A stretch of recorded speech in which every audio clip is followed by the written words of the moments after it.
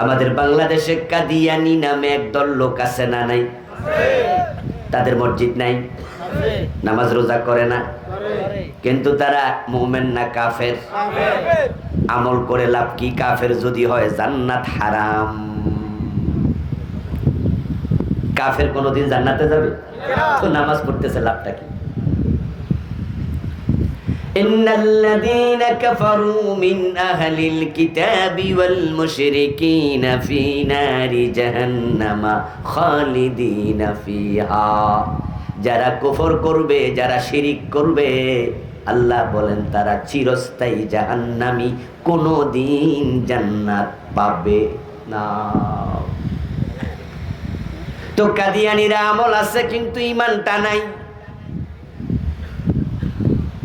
5 ওয়াক্ত নামাজ পড়তেছেন, অথচ আপনি সুদে টাকা লাগায়া বসে আছেন, আপনি ঘুষ খাচ্ছেন।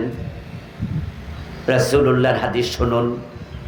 ক্বালান নবী সাল্লাল্লাহু আলাইহি ওয়াসাল্লাম মান ইশতারা সাওবাম বিআশারাতি দারাহিম ফীহি দিরহামু হারাম লাম ইয়াকবালিল্লাহু লাহু সালাতাহু মা দামা আলাইহি।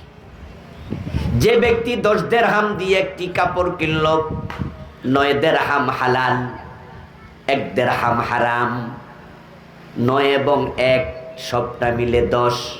ওই 10 দিরহাম দিয়ে কাপড় কিনেছে, 1 দিরহাম হারাম ঢোকার কারণে ওই কাপড় পরে যত নামাজ পড়ুক আল্লাহ 1 রাকাত আর কবুল করবেন না।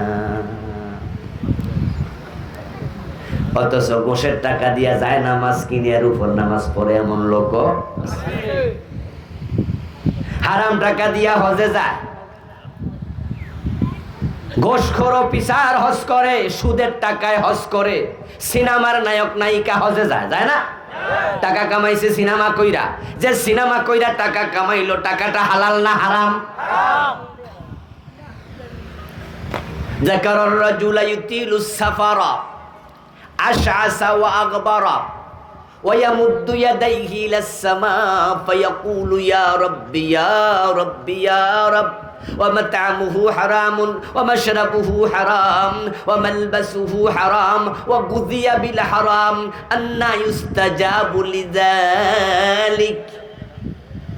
নবীজি বলেন, হজ করার জন্য গেল, লম্বা সফর করে কাবার সামনে দাঁড়ালো, মনে মনে ভাবে এমন জায়গায় দাঁড়িয়েছি কত নবীর পায়ের ধুলা এখানে লেগে আছে, এখানের দোয়া আল্লাহ ফিরাবে না। তাই কাবার সামনে দাঁড়ায়া কাবার গিলাফের সাথে বুক লাগাইয়া মুলতাজেমে বুক ঠেকাইয়া 2 হাত তুলে বলো, ও রব, ও রব, ও রব, এটা দাও, ওটা দাও, এটা দাও, ওটা দাও। কত দোয়া করে আর মনে মনে ভাবে দোয়া কবুল।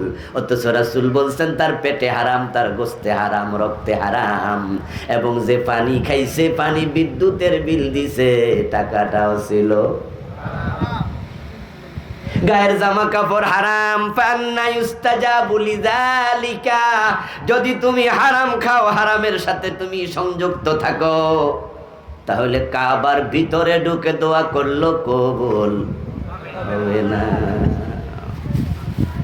এ জাতীয় ওজনে কম দেয়, মানে বেজাল দেয়, হারাম খায়, সুদ খায়, ঘুষ খায়, মানুষ ঠকায়, প্রতারণা করে, ধোঁকাবাজি করে, এইভাবে টাকা পয়সা ইনকাম করতেছে এমন লোক এই এলাকায় নাই? এরা কি সব বেনামাজি? এদের মাঝে নামাজি নাই? তোমার নামাজ আল্লাহ পর্যন্ত পৌঁছবে না। 5 দল মানুষ ব্যর্থ হবে হাসরের ময়দানে। আল্লাহর সামনে উপস্থিত হয়ে দেখবে আমল নামাজিরু 5 গ্রুপ মানুষ। যখন তারা দেখবে আমল নামা খালি, কোনো নেকি নাই, প্রথম 3 গ্রুপ ঈমান হারা। 1 নাম্বার কাফের, 2 নাম্বার মুশরিক, 3 নাম্বার মুনাফিক। কুফরি করেছো, ঈমান শেষ। শিরিক করেছো, ঈমান শেষ। নেফাকে ইতিকাদি লালন করেছো, ঈমান শেষ। যার ঈমান নাই তার আমলনামাতে একটা নেকি থাকবে না, সব শেষ। এখন শুধু হিন্দুরাই শিরিক করে, মুসলমানের মাঝে শিরিক করার লোক নাই। এই যে পীরের পায়ে সেজদা দেয়, মাজারে যাইয়া মানত করে, বিভিন্ন গণক ঠাকুরের কাছে যাইয়া হাতের রেখা দেখায়, মসজিদে আল্লাহর আইন মানে, আবার আদালতে গেলে ব্রিটিশ আইন মানে।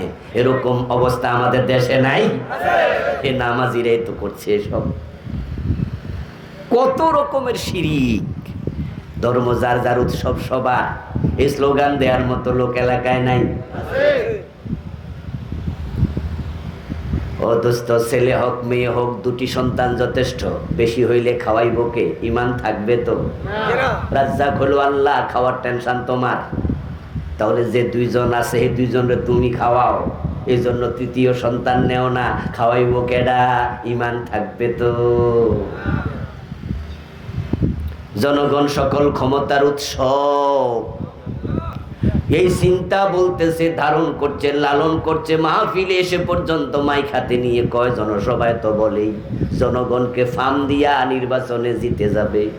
তাই জনগণ সকল ক্ষমতার উৎস, এই স্লোগানটা সমাজে ছড়াইয়া দিছে।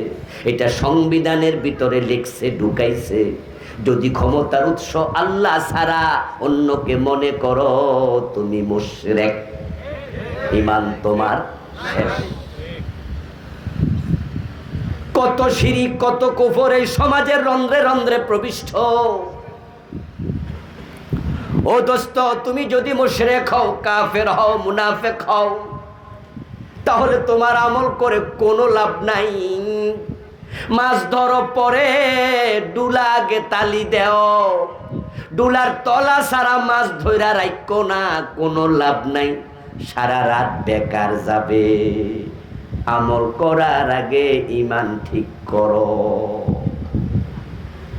ইমান ঠিক নাই, আমলের কোনো লাভই নাই।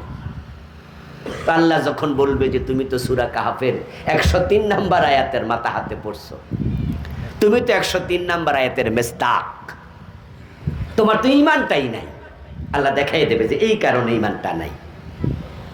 তখন সে বুঝবে যে আসলে তো ঠিক, এই কাম তো আমি করছি।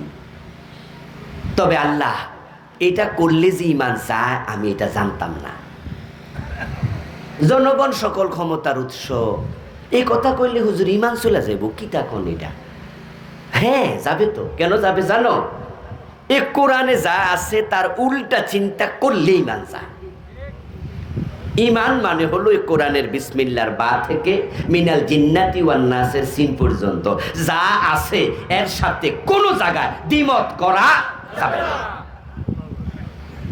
একবার একমত হয়ে যাওয়া, সোজা কথা, কোনো প্রশ্ন চলবে না। আল্লাহ বলছে আইয়াকুলু সামি'না ওয়া আতা'না। মোমেন সে যে বলবে শুনলাম মানলাম, শুনলাম মানলাম, শুনলাম মানলাম। আমার আল্লাহ যা কইছে আমার কোনো দ্বিমত নাই। বুঝলেও মানি, না বুঝলেও কমপ্লিটলি সারেন্ডার। তো আল্লাহ বলতেছে কুলিল্লাহুম্মা মালিকাল মুলক তুতিল মুলকা মান তাশা। এই আয়াত শোনেন নাই? এই সবাই শুনছে আয়াত, সহজ আয়াত। হুজুররা নামাজের মাঝে তো এই আয়াত প্রায় তেলাওয়াত। বাংলা অর্থ কি বলুন ও নবী, আপনি বলুন। মালিকাল মুলক, ও রাজত্বের মালিক আল্লাহ। কুলিল্লাহুম্মা, বলুন ও আল্লাহ।